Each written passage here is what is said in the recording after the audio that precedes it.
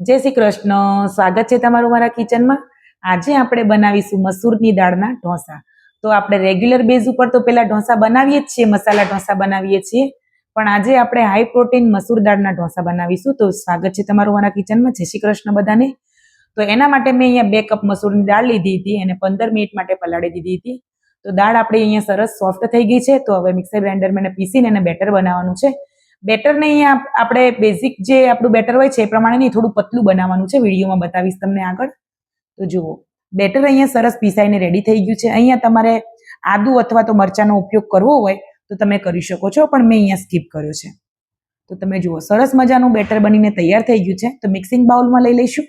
થોડુંક આપણે પાણી એડ કરીને થોડુંક પતલું કરવાનું છે અને તે જ પ્રમાણે મીઠું એડ કરવાનું છે. તો જુઓ, આ પ્રમાણે કરવાનું છે. જરૂર પડે તમને એવું લાગે કે થોડુંક અહીંયા મારે પતલું કરવું છે તો તમે થોડુંક પાણી પણ અહીંયા એડ કરી શકો છો. તો હવે આપણે એક ચટણી બનાવી લઈશું મસ્ત મજાની ઢોસા સાથે ખવાય એવી. તો ચાલો એના માટે એક પેન મૂકી દઈશું. જરૂરિયાત પ્રમાણે ઓઇલ એડ કરીશું. ઓઇલ ગરમ થાય એટલે રાઈ એડ કરવાની છે. રાઈ થોડી આપણી ક્રેકલ થઈ જાય પછી આપણે 2 ચમચી ચણાની દાળ, 2 ચમચી અડદની દાળ એડ કરીશું. 2 ચમચી આપણે સિંગદાણા લેવાના છે. મીઠા લીમડાના પાન લેવાના છે 8 થી 10. 2 લાલ સૂકા મરચાં લઈશું અને સરસ આપણે મિક્સ કરવાનું છે. 1 થી 2 મિનિટ થાય પછી આપણે બાકીની વસ્તુ એડ કરીશું. અહીંયા 2 મીડિયમ સાઇઝની ડુંગળી અને ટામેટા લીધા હતા 3 નંગ નાના, એ પણ સરસ રફલી ચોપ કરીને એડ કરી દીધા છે. ટેસ્ટ પ્રમાણે આપણે અહીંયા મીઠું એડ કરીશું અને સરસ આપણે મિક્સ કરી લેવાનું છે. અહીંયા આપણે થોડું ગરમ પાણી એડ કરીશું જેથી કરીને ઝડપથી ચટણી આપણી કૂક થઈ જાય અને એકદમ સ્મૂથ પણ થઈ જાય. અહીંયા અડધી ચમચી જેવા સૂકા ધાણા એડ કરીશું અને થોડુંક પાણી, બસ આટલું એડ કરીને સરસ આપણે મિક્સ કરીશું અને બાજુના ગેસ ઉપર લઈ લઈશું. એને કૂક થવા દઈશું 5 થી 8 મિનિટ માટે. કૂક થઈ જાય પછી આપણે પીસીને એને રેડી કરવાની છે. તો ચલો આપણે ઢોસા બનાવવાનું સ્ટાર્ટ કરીએ. તો કોઈ પણ તવો તમે લઈ શકો છો. હું સરસ મજાની ટ્રીક બતાવીશ. તમારા ઢોસા ક્યારે પણ નીચે નહીં ચોંટે. તળિયામાં થોડુંક પાણી અને ઓઇલ એડ કરીને આવી રીતે તવા ઉપર એડ કરીને લૂછી દેવાનું છે સરસ, અને તવો એકદમ ઠંડો પડી જાય. તો તમારે જે પ્રમાણે નાના મોટા જે પ્રમાણે ઢોસા બનાવવો હોય, તમારી પસંદ છે એ પ્રમાણે તમારે બેટર લઈ લેવાનું અને આવી રીતે સરસ હળવા હાથે એને ફેલાવી લેવાનું છે.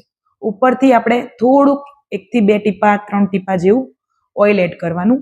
તો જુઓ, ચટણી સરસ કૂક થઈ ગઈ છે. તો સાઈડમાં નીચે ઉતારી લીધી છે ઠંડી થવા માટે. ઠંડી થાય પછી આપણે એને પીસીને રેડી કરવાની છે. તો જુઓ, ઢોસા ઉપર આપણે થોડું ઓઇલ લગાવીશું, આ રીતે સ્પ્રેડ કરી દેવાનું છે. તો મસ્ત મજાનું જુઓ છે ને, એકદમ નીચે એકદમ મસ્ત બ્રાઉન કલર આવ્યો છે ને મસ્ત મજાના ઢોસા બનીને રેડી થઈ ગયા છે. તેને આપણે પ્લેટમાં લઈ લઈશું. અહીંયા બીજો પણ ઢોસો હું તમને બતાવી દઉં. બીજો પણ ઢોસો આપણે બનાવીશું. તો આપણે એકના એક ઢોસા ખાઈને કંટાળી ગયા ને, તો હાઈ પ્રોટીન ઢોસા છે. અલગ અલગ ઢોસા તમે બનાવીને ખાઈ શકો છો. તો મેં હમણાં 2 દિવસ પહેલાં જ એક મિક્સ દાળના ઢોસા શેર કર્યા છે તમારી સાથે. હાઈ પ્રોટીન છે, તો તમે મારી ચેનલ ઉપર જઈને વિઝિટ કરી શકો છો. તો અહીંયા ચટણી ઠંડી પડી ગઈ છે, મિક્સર જારમાં લઈ લીધી છે અને પીસીને આપણે રેડી કરી લઈશું. તો જુઓ, સરસ મજાની ચટણી આપણે પીસાઈ ગઈ છે અને ટેસ્ટમાં તો બેસ્ટ છે.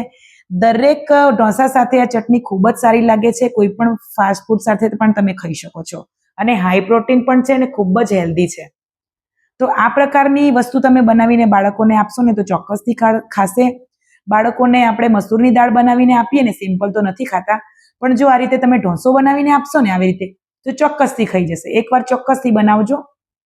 તો જુઓ, મસ્ત મજાના ઉપર આપણે ચટણી પણ લગાવી છે ઢોસા ઉપર અને મસ્ત મજાની ચટણી બનીને તૈયાર થઈ ગઈ છે. વિડીયો પસંદ આવ્યો હોય તો વિડીયોને લાઈક કરજો. ચેનલ ઉપર જો નવા જ હોય તો ચેનલને સબસ્ક્રાઈબ કરજો અને શેર પણ કરી દેજો. મળીશું નેક્સ્ટ વિડીયોમાં. જય શ્રી કૃષ્ણ બધા.